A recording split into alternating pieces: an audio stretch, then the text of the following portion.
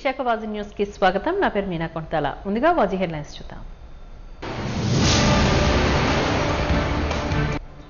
బీజేపీలో చేరిన కార్మిక సంఘ నాయకులు వామనరావుతో పాటు పలువురు సభ్యులు.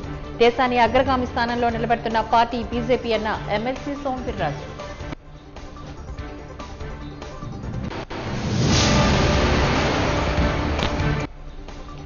తెలుగు జాతి సంస్కృతి వైతాళికుడు కోమర్రాజు లక్ష్మణరావు అన్న పద్మభూషణ్.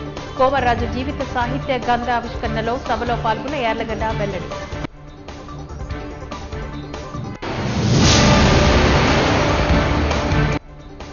ఉత్తర వాయువ్య దిశగా పయనిస్తున్న ఉపరితల ఆవర్తన ద్రోణి. అండమాన్ చేరుకున్న నైరుతి రుతుపవనాలతో ఉత్తర కోస్తాకు వర్ష సూచన.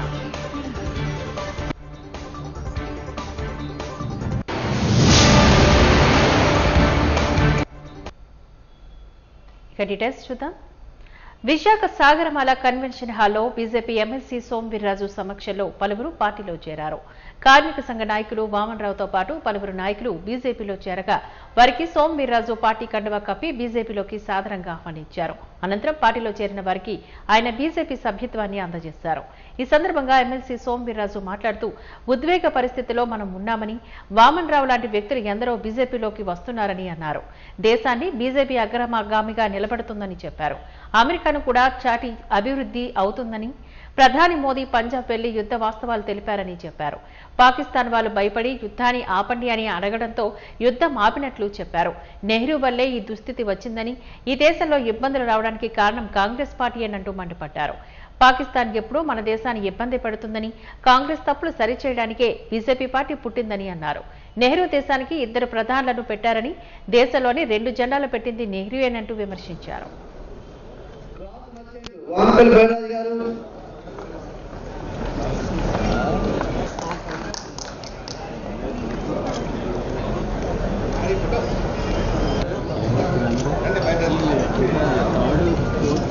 విశాఖపట్నం సిటీ నాగవంశ నాయకులు వెంకట రామనాయుడు గారు, వెంకటనాథ్ గారు,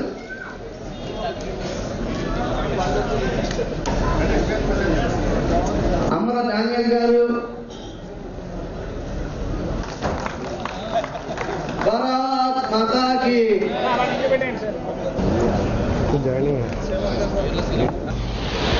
కార్యక్రమాలు, సంక్షేమం అలాగే అభివృద్ధి, ఈ 2 కార్యక్రమాలు 2 కళ్ళలాగా చూస్తూ దేశాన్ని ముందుకు నడిపిస్తూ ఈరోజు ప్రపంచ దేశాల్లో మన సత్తా సాటిన నరేంద్ర మోడీ గారి ఆశయాలు నచ్చి మన వి అంటే విక్టరీ, ఆయన ఎప్పుడు కూడా ఎక్కడా కూడా వెనక చూడలేదు. ఏ కార్యక్రమం తీసుకున్నా సరే నేను నా మనసులో అయితే మాత్రం ఎట్టి పరిస్థితుల్లోని భారతీయ జనతా పార్టీలో చేరాలి అనేటటువంటి ఉద్దేశం ఉన్నప్పటికీ కూడా నాకు బలంగా సహకరిస్తూ, అసలు నాకు మొట్టమొదటగా ఈ జీవీఎంసీలో ఒక సాధారణ చిన్న ఉద్యోగిగా జాయిన్ అయ్యాను.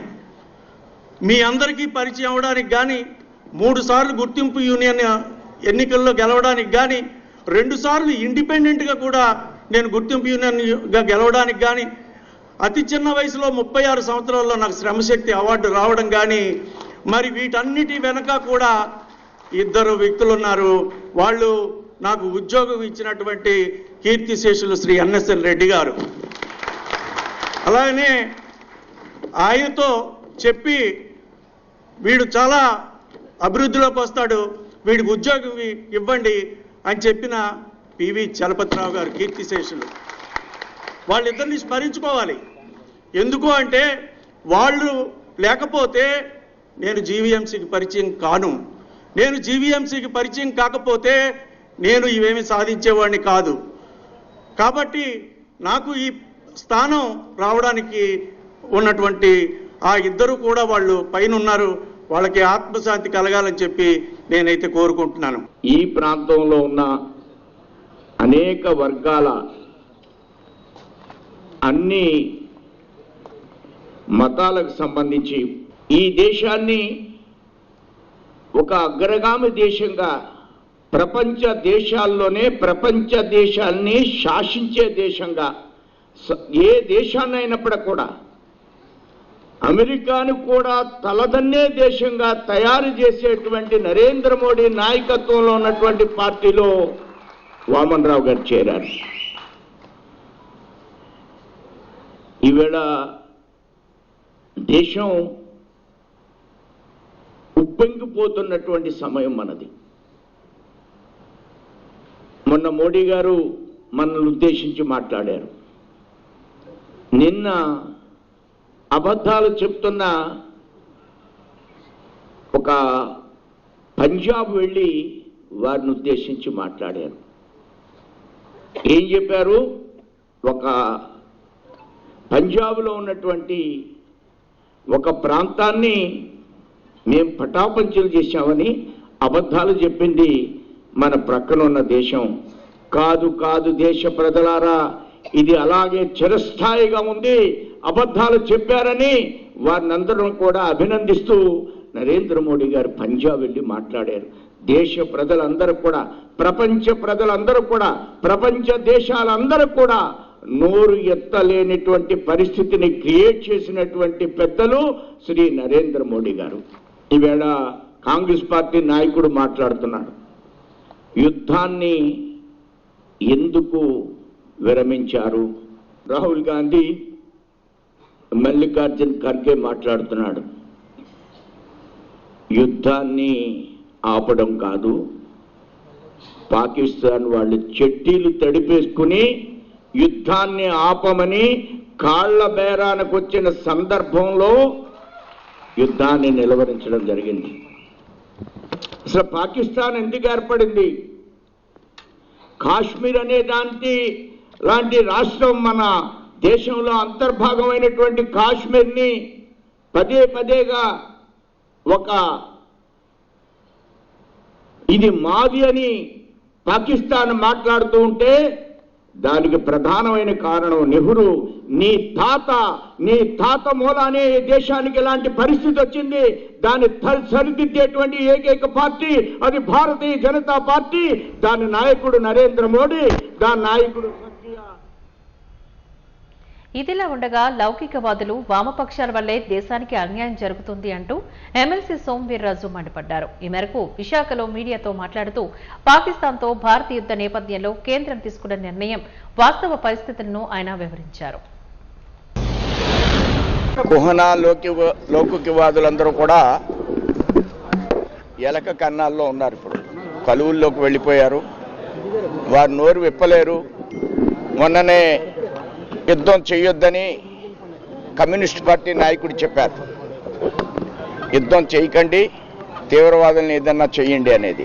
అలాంటి డైలాగులతో కాలక్షేపం చేస్తున్నారు కొంతమంది కమ్యూనిస్ట్ పార్టీ నాయకులు. ఆయన మీ అందరికి కూడా తెలుసు, కమ్యూనిస్ట్ పార్టీ పెద్దలు.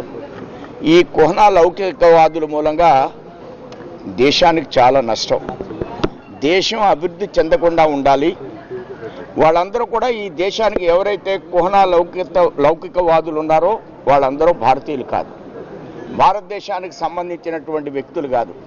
భారతదేశాన్ని దెబ్బతీయాలనేటువంటి ఒక కపట వాదులు వారందరూ కూడా సెక్యులరిజాన్ని అడ్డం పెట్టుకుని భారతదేశాన్ని దెబ్బకొట్టాలి, భారతదేశ అభివృద్ధిని నీరుగార్చాలనేటువంటి ఆలోచనతో ప్రయాణం చేస్తున్నారు. ప్రజలందరూ అర్థం చేసుకుంటున్నారు. వాళ్ళందరూ కూడా తప్పకుండా దెబ్బ తగిలేటువంటి రోజులు త్వరలో రాబోతున్నాయి. సార్, ఓటు బ్యాంక్ రాజకీయాలకు ఎక్కడైనా స్వస్థ పలుకుతారనుకుంటున్నారా? మతపరమైన ఓటుపరమైన రాజకీయాలు జరుగుతున్నాయి కదా ఈవేళ జరుగుతున్నది. భారతదేశంలో ఎవరైతే పెహల్గాంలో నీ మతాన్ని అడిగి చంపిన తర్వాత కూడా, నువ్వు నీ మతాన్ని అడిగి చంపినప్పుడు కూడా, నీ బొట్టు తుడిచి చంపినప్పుడు కూడా ఇంకా కుహనా లౌకికవాదులు మాట్లాడుతున్నారంటే వాళ్ళ మతి చెల్లించుంటున్నారు. అద్దె మైకులు తప్ప భారతీయులు కాదని నేను స్పష్టంగా చెప్తున్నాను. ప్రజలు అర్థం చేసుకున్నారు. వాళ్ళ మాటలు ఇంకా కొనసాగవు. అమెరికా మాట మనం వినలేదు. అమెరికా ఒక మార్కెటింగ్ కంపెనీ. వాళ్ళ మాటలు మనం వినవలసిన అవసరం లేదు. యుద్ధం విరమించామని చెప్పలేదు. యుద్ధాన్ని వద్దని చెప్పిన సందర్భాల్లో కొన్ని పరిస్థితుల్లో కొన్ని వ్యవహారాలు సాగుతాయి. ఇదంతా వారం రోజులు. ఇది చిన్న సినిమా, చాలా పెద్ద సినిమా ఉంటుంది. అది అర్థమయ్యేటట్లుగా చెప్పాం. ఆ దృష్ట్యా యుద్ధానికి వెనకంజి వేసే ప్రసక్తి లేదు. ఈవేళ మన దగ్గర ఉన్నటువంటి ఆయుధాలు, అద్భుతమైనటువంటి ఆయుధాలు ఉన్న సందర్భంలో మనం యుద్ధానికి వెనకంజ వేసేటువంటి పరిస్థితి లేదు, యుద్ధం ఆపలేదు కూడా. అన్ని విషయాలు మోడీ గారి మధ్యలో ఉన్నాయి. సమయం సందర్భంలో ఏది జరగాలో అది జరుగుతుంది. దేశ సంక్షేమాన్ని దృష్టిలో పెట్టుకుని ఎప్పుడు ఏది చేయాలి అనేది స్పష్టమైనటువంటి ఆలోచన ఈవేళ మోడీ ప్రభుత్వానికి ఉంది. వారిది వ్యాపారం, మంది బుద్ధుడి యొక్క ఆలోచన విధానం. శాంతిలోనే అన్నిటికీ కూడా సమాధానం దొరుకుతుంది. ఇది మన దేశ విధానం అని మోడీ గారు స్పష్టంగా చెప్పారు. వారిలాగా వ్యాపారవేత్తలాగా మోడీ గారు మాట్లాడరు, భారతీయులు మాట్లాడరు. ఇది భారతీయ జనతా పార్టీ అనేది ఒక నిరంతరమైనటువంటి ప్రవాహం. ఇందులో చేరుతూ ఉంటారు. ఇది ఒక సహజమైనటువంటి ప్రక్రియ మాత్రమే. అన్ని రాజకీయ పక్షాల్లో అందరూ జాయిన్ చేసుకుంటున్నారు. వారందరికీ మంత్రులు ఇస్తారు కొన్ని రాజకీయ పార్టీలు. వారిని కూడా మనం ఆలోచించాలి కదా. మేము జాయిన్ చేసుకుంటున్నామా లేదా అనేది కాకుండా జాయిన్ చేసుకుని మంత్రులు అయిపోయిన వాళ్ళు అటు వైసీపీలోనూ తెలుగుదేశం వాళ్ళు జాయిన్ చేసుకుని మంత్రులు ఇచ్చారు. ఇప్పుడు తెలుగుదేశం కూడా వైసీపీ వాళ్ళని చేసుకుని మంత్రులు ఇచ్చారు. ఇప్పుడు మేము జాయిన్ చేసుకుంటే మీరు ఏం చేస్తారని అడిగితే ధర్మం అండి మీకు? సమయం వచ్చినప్పుడు అన్నీ జరుగుతాయి. ఆల్రెడీ బంగ్లాదేశ్ నుంచి వచ్చినటువంటి బెంగాల్లో జరిగే పరిస్థితి రాబోయేటువంటి రోజుల్లో దానికి తప్పకుండా తెరదించేటువంటి ప్రయత్నం జరుగుతుంది. అస్సాంలో బంగ్లాదేశ్ వాళ్ళు వచ్చారు. ఇప్పుడు అస్సాంలో ఏం జరుగుతుంది అనేది మీరు చూస్తున్నారు. అస్సామే రేపు శివాజీపాలెంలో కొలువు తీరిన శ్రీ శ్రీ పోలమాంబ అమ్మవారి వార్షిక జాతర మహోత్సవం అంగరంగ వైభవంగా నిర్వహించినట్లుగా నిర్వాహకులు తెలియజేశారు. అమ్మవారి పూజా కార్యక్రమంలో భాగంగా ఆలయంలో ప్రత్యేకమైన పూజను నిర్వహించారు. అమ్మవారికి పసుపు కుంకుమతో పాటు చీర సారెను సమర్పించారు. అనంతరం శ్రీకృష్ణ సేవా సంఘం కమిటీ ఆధ్వర్యంలో ఈ కార్యక్రమాలు నిర్వహిస్తున్నామని తెలిపారు. ఈ నెల 4న ప్రారంభమైంది. నేటితో ముగింపు దశకు చేరుకున్నాయి. కార్యక్రమంలో ఆలయ కమిటీతో పాటు టీడీపీ, జనసేన, బీజేపీ నాయకులు, కార్యకర్తలు తదితరులు పాల్గొన్నారు.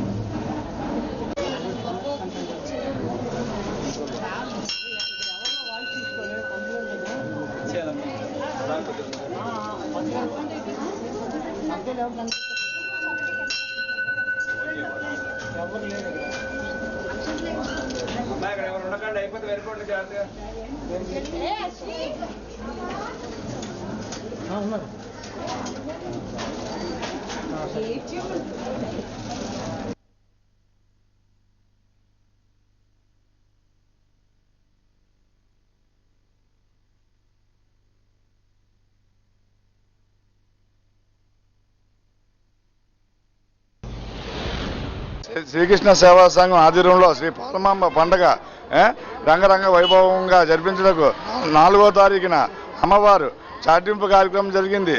5వ తారీఖు నుంచి పుట్ట బంగారు కార్యక్రమంతో పాటు అమ్మవారికి 9 రోజులు 9 అలంకరణలతో ఆరంగంతో చేయడం.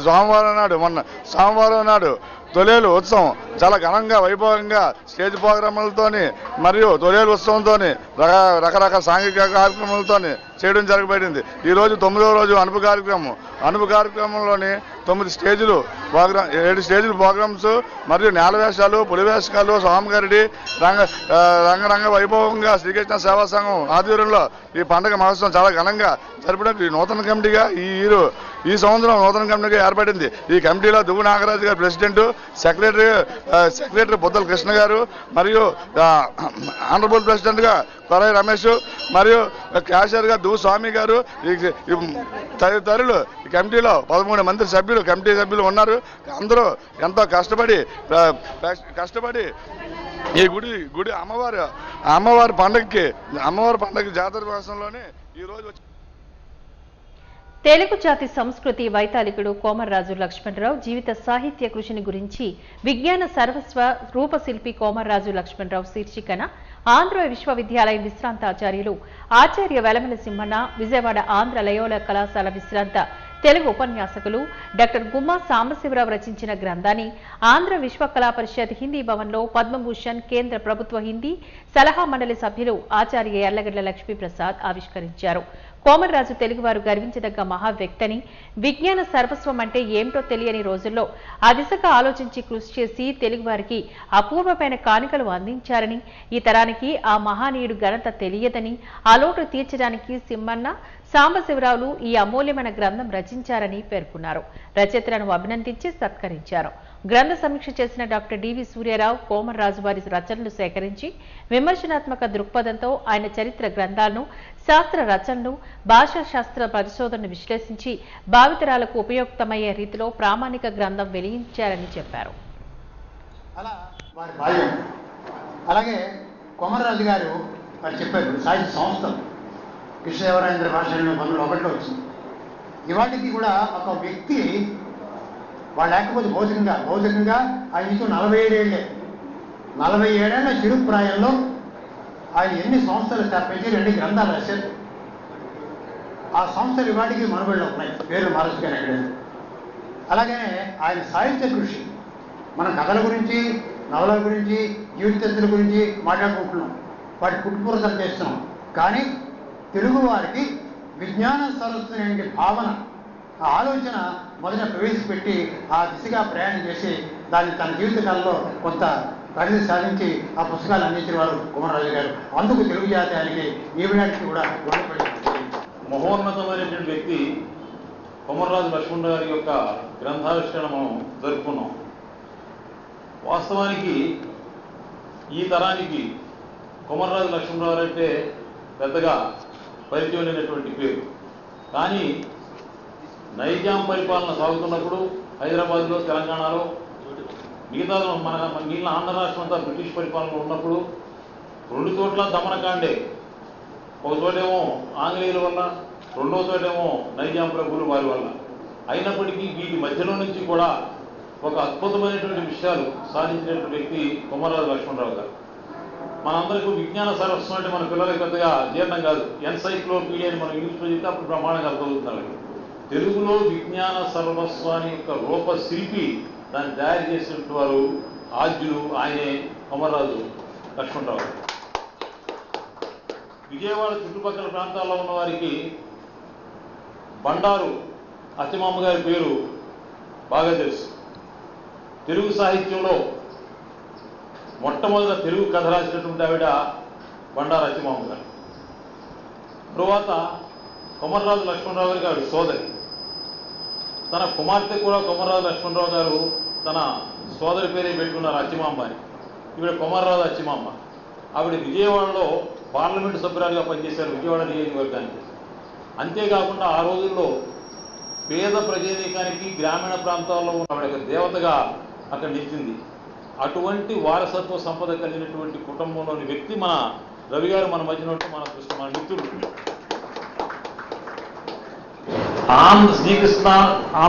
శ్రీకృష్ణ భాషానిలయం అని చెప్పని హైదరాబాద్ రజాకార్ల మూవ్మెంట్ జరుగుతున్న నేపథ్యంలో కూడా శ్రీకృష్ణదేవరాయల భాషానిలయం స్థాపించిన వ్యక్తి కోమర్రాజు లక్ష్మణరావు గారు. అదేవిధంగా ఆంధ్ర సారస్వత పరిషత్ అని ఏర్పరిచి, హైదరాబాద్లో ఏర్పరిచి, దాని ద్వారా తెలుగు రచయితలకి, తెలుగు సాహిత్య వికాసానికి దోహదం చేసినటువంటి సంస్థది. సరే, తెలంగాణ విడిపోయిన తర్వాత మొన్న వాళ్ళు తెలంగాణ సారస్వత పరిషత్ దాని పేరు మార్చుకున్నారు. కానీ మన ఆంధ్ర సారస్వత పరిషత్ మళ్ళీ మన దగ్గర అది మళ్ళీ ప్రారంభించింది. అంటే ఈ విధంగా ఒక విజ్ఞాన సర్వస్వాన్ని రూపుదిద్దిన వ్యక్తిగా, తెలుగు సాహిత్యానికి పునాదులు వేసినటువంటి మరో వ్యక్తిగా కోమర్రాజు లక్ష్మణరావు గారు బహుముఖ ప్రజ్ఞాశాలి. శ్రీ శ్రీ ఎర్నిమాంబ ఆలయంలో ఈ నెల 17, 18 తేదీలో వార్షికోత్సవ వేడుకలను అంగరంగ వైభవంగా నిర్వహిస్తున్నట్లు ఆలయ ఎగ్జిక్యూటివ్ ఆఫీసర్ ఎస్ సురేష్ బాబా తెలిపారు.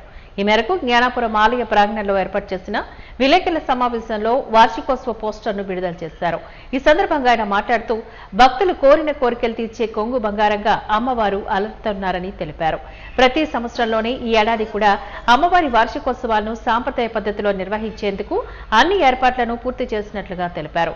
భక్తుల రద్దీని దృష్టిలో ఉంచుకొని ట్రాఫిక్ క్రమబద్దీకరణకు తగు చర్యలు తీసుకున్నట్లుగా వెల్లడించారు. ఈ నెల 16న తొలేల పండుగతో కార్యక్రమం ప్రారంభమవుతుందని తెలిపారు.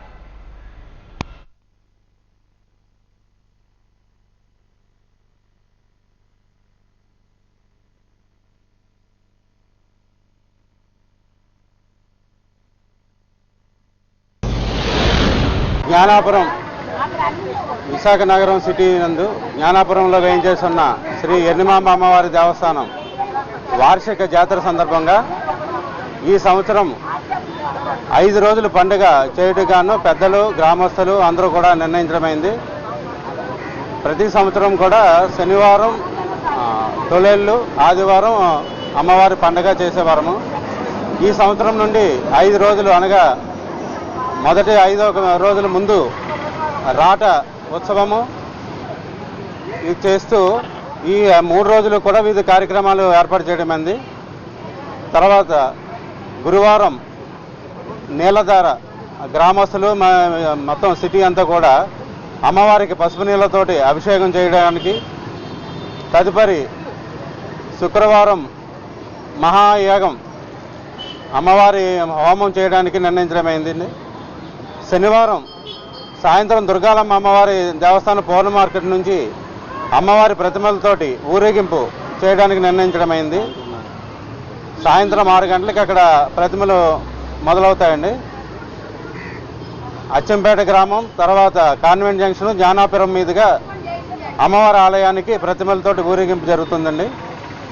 18వ తారీఖు ఆదివారం అనుపోత్సవము అత్యంత వైభవంగా చేయడానికి విద్యుత్ అలంకరణలు, సాంస్కృతిక కార్యక్రమాలు, అన్నదాన కార్యక్రమం ఈ నెల 24 శనివారం తేదీని ఏర్పాటు చేయడం అందండి. 27వ తారీఖు మారువారం, 27వ తారీఖు కూడా సారి కార్యక్రమం కూడా ఉన్నది. 18వ తారీఖు సాయంత్రం అచ్చంపేట గ్రామస్తులు తీసుకొస్తున్నారండి. 27వ తారీఖు ఏ గ్రామస్తులైనా సరే మనం తీసుకొస్తారు ఇక్కడికి.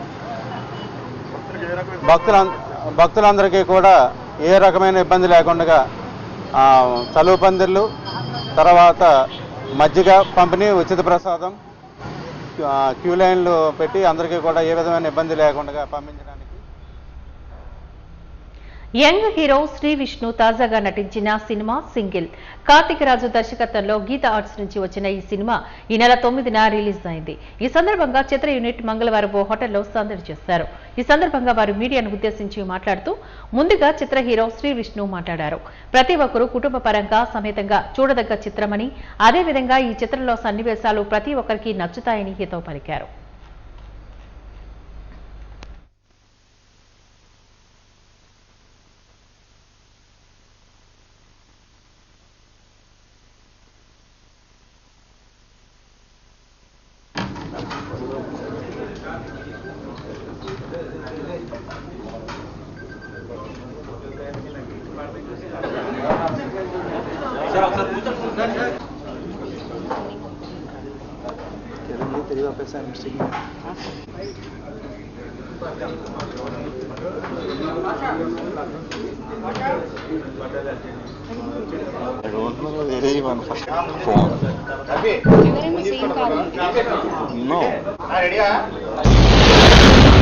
సింగిల్ అనే సినిమా లాస్ట్ ఫ్రైడే రిలీజ్ చేసామండి, May 9th.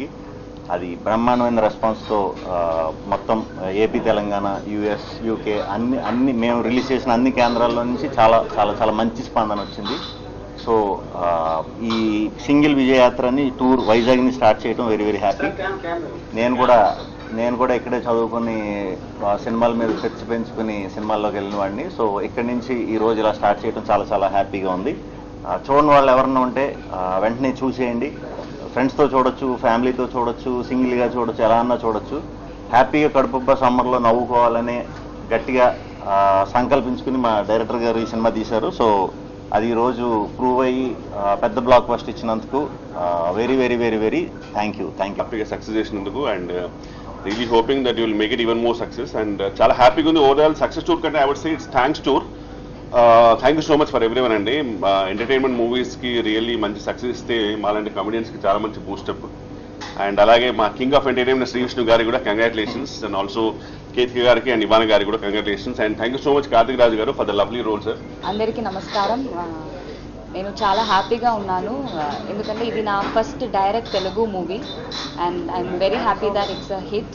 And I want to thank all of the audience and the people who loved our movie and gave all the love and support to us.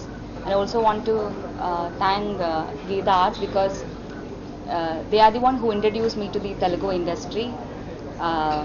And నేను చాలా enjoy చేశాను ఈ movie and I'm happy that ఆ fun కూడా ఈ మూవీలో మేమందరూ సెట్లు ఎప్పుడూ ఫన్గానే ఆనందంగా సంతోషంగా ఉంటుంది. అది మూవీలో కూడా రిఫ్లెక్ట్ అయింది. And I'm happy that the fun and happiness we had while shooting is being enjoyed by the people, being enjoyed by all of you. So I want to thank Karthik sir for giving me the role of Harini and all my co-stars Vishnu garu, Kishore garu and Ketika for all the love and support. And happy that you're all enjoying our movie and keep supporting. Love. Chala happy ga feel avutunanu that we are here in the Andhra, we're doing the Andhra tour and we're so excited. We love the energy with which Andhra receives us every time and chala grateful ga adrushtanga feel avutunanu that the film is getting so much support, so much love and is doing so well. Thank you so much. We can't wait to visit all the theatres and express our gratitude and experience the fun and energy. Thank you so much. I just have so much gratitude to the whole team, Geetha Arts, my director, my co-actors. I'm just so grateful.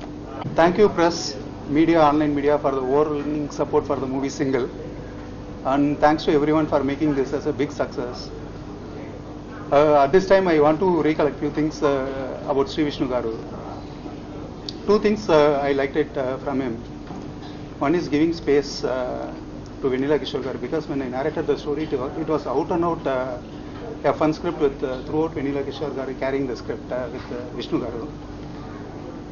There is no ego with him, like he used to tell increase to Kishore garu also the portion of Kishore garu, which I never expected. I used to tell Kishore garu also whenever I am writing a scene and Vishnu garu, if it is there for Kishore garu also, it will be nice, like this combination is an out and out hilarious combo. And honestly telling, if you give a 70% script to Vishnu garu, he will make it to 200%. And he is master in అండమాన్ని తాకిన నైరుతి రుతుపవనాలు ఈ నెల 27న కేరళను తాకే అవకాశాలు ఉన్నాయని విశాఖ తుఫాన్ హెచ్చరికల కేంద్ర అధికారి తెలియజేశారు. దక్షిణ ఉత్తర అండమాన్ నికోబార్ దీవులు దక్షిణ బంగాళాఖాతంలో విస్తరించిన నైరుతి పవనాల కదలికలతో రానున్న 6 రోజుల్లో ఉత్తర కోస్తాలో మోస్తారు నుంచి తేలికపాటి వర్షాలు పడతాయని తెలియజేశారు.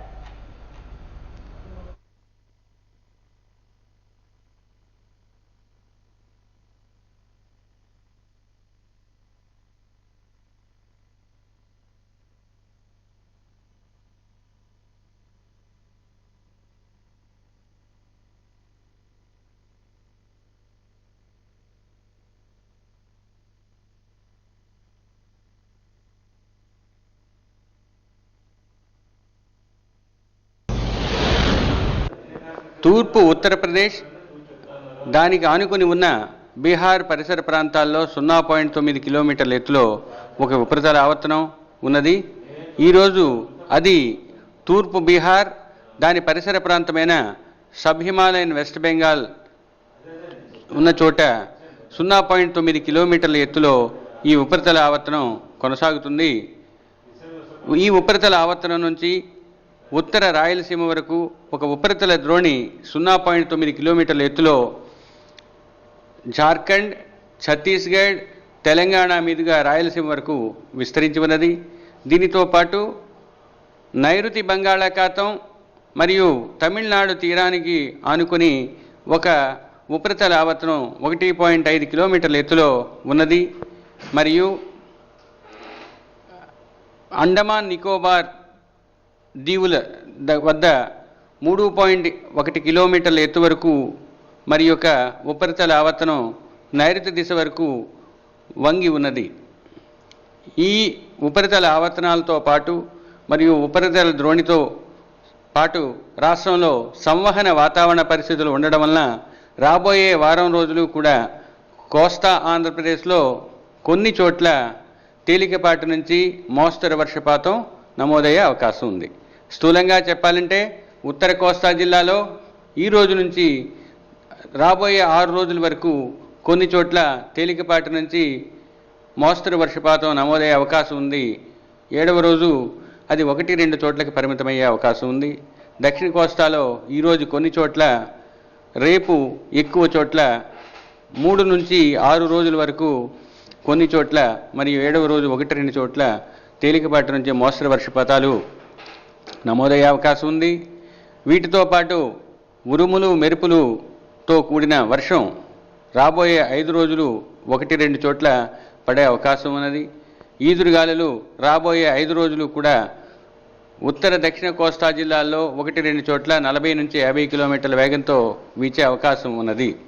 వీటితో పాటు రాబోయే 2 రోజులు హాట్ హ్యూమిడ్ డిస్కంఫర్ట్ అంటే వేడి తేమతో కూడిన అసౌకర్యకరమైన వాతావరణం ఉండే అవకాశం ఉన్నది. రాబోయే 3 రోజులు సాధారణ గరిష్ట ఉష్ణోగ్రతల దరిదాపుల్లోనే ఉండి పెద్దగా మార్పు లేకుండా గరిష్ట ఉష్ణోగ్రతలు కొనసాగే అవకాశం ఉంది. 3వ రోజు నుంచి గరిష్ట ఉష్ణోగ్రతల్లో తగ్గుదల స్వల్పంగా ఉండే అవకాశం ఉన్నది. మరియు రేపు ఉత్తర కోస్తా జిల్లాలైన అల్లూరి సీతారామరాజులో జిల్లాలో 1-2 చోట్ల భారీ వర్షపాతం నమోదయ్యే అవకాశం ఉంది. అండమాన్ పరిసర ప్రాంతాల వరకు విస్తరించిన నైరుతి ఋతుపవనాలు ఇంకొంచెం ముందుగా సాగి ఈరోజు నుంచి రాబోయే 3-4 రోజుల లోపల మధ్య బంగాళాఖాతం వరకు చేరుకునే అవకాశం ఉన్నది. ఉత్తరాంధ్రలో గడిచిన 24 గంటల్లో అరకులో 5 సెంటీమీటర్లు, బొబ్బిలి విజయనగరం జిల్లాలో 1.4 సెంటీమీటర్లు, మర్రిపూడి ప్రకాశం జిల్లాలో 1 సెంటీమీటర్ వర్షపాతం నమోదైంది. రాయలసీమలో ఆగలి శ్రీ సత్యసాయి జిల్లాలో 2 సెంటీమీటర్ల వర్షపాతం నమోదైంది. హోళగుండ కర్నూలులో కూడా 2 సెంటీమీటర్ల వర్షపాతం నమోదు. 8 మార్చి 1వ తేదీన మధురనగర్ రాధామాధవ్ టవర్స్లోని జరిగిన చోరీ కేసు ఛేదించి నిందితుడు తిప్పా రామరాజు రామకృష్ణ అలియాస్ రామ్ గుర్తించినట్లుగా క్రైమ్ ఏడీసీపీ మోహన్ రావు తెలియజేశారు. ఎంబీపీ కాలనీ పోలీస్ స్టేషన్లో ఏర్పాటు చేస్తున్న విలేకరుల సమావేశంలో ఆయా సంబంధిత వివరాలను వారు వెల్లడించారు. ఈ సందర్భంగా వారు మాట్లాడుతూ నిందితుడు 79 ఇళ్లలో దొంగతనం చేసినట్లుగా విచారణలో తేలిందని అన్నారు. 2 రాష్ట్రాల్లో సుమారు నిందితులపై కేసులు నమోదయ్యాయని తెలియజేశారు. 3,50,000 రూపాయల నగదు, బంగారు ఆభరణాలు నిందితుని వద్ద నుంచి స్వాధీనం చేసుకున్నట్లుగా వెల్లడించారు. 2 రాష్ట్రాలను గజగజలాడిస్తున్న గజ దొంగను పట్టుకున్నందు గురించి, అట్లాగే ఈరోజు దానికి సంబంధించిన కేసు వివరాల గురించి మీకు తెలియపరుస్తున్నాం. 1-3-2025 తేదీన ఉదయం 8:30 గంటలకు డోర్ నెంబరు 49, 26, 35 1వ అంతస్తులోని platform number 102 Radhamadhav towers Madhuranagar Visakhapatnam సిటీలో నిర్వహించుతున్న కంప్లైంట్ అయిన మరకాని కృష్ణ గారు తన అమ్మమ్మ గారి వర్ధంతికి వెళ్ళడానికి గాను తన ఇంటికి తాళం వేసుకొని కుటుంబ సభ్యులతో కలిసి కాకినాడ వెళ్ళగా మరునాడు అంటే 2వ రోజు 2-3-2025 తేదీన ఉదయం 8:30 గంటలకు తన ప్రక్కన ఇంటిలో ఉన్న శ్రావణి గారు ఫోన్ చేసి వారి ఇంటి తలుపు తాళం పగలగొట్టి ఉందని తెలియపరిచారు.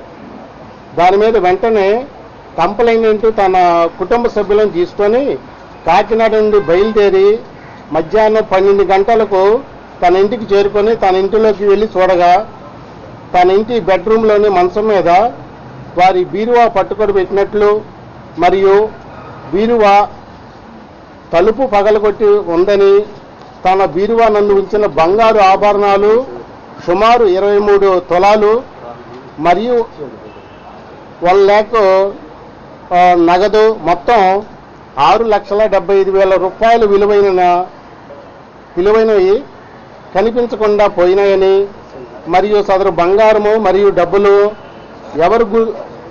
ఎవరో గుర్తు తెలియని నేరస్తులు తన ఇంటిలోకి తలుపు తాళం పగలగొట్టి ప్రవేశించి దొంగిలించారని ద్వారకా క్రైమ్ పోలీస్ స్టేషన్ నందు ఫిర్యాదు చేశారు. దాని మీద కంప్లైంట్ గారు 2/3/2020 తేదీన క్రైమ్ నంబర్. వాజీ న్యూస్ ముగించే ముందు ముఖ్యాంశాలు మరొక్కసారి చూద్దాం.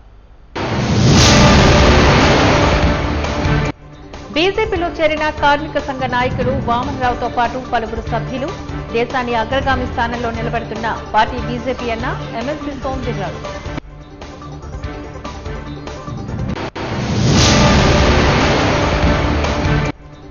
తెలుగు జాతి సంస్కృతి వైతాళికుడు కోమర్రాజు లక్ష్మణరావు అన్న పద్మభూషణ్. కోమర్రాజు జీవిత సాహిత్య గ్రంథావిష్కరణ సభలో పాల్గొన్న యార్లగడ్డ వెల్లడి.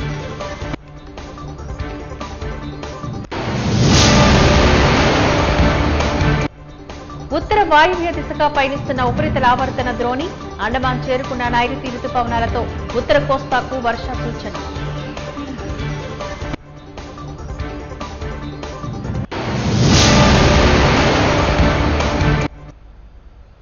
వాజీ న్యూస్ ఇంతటితో సమాప్తం. నమస్కారం.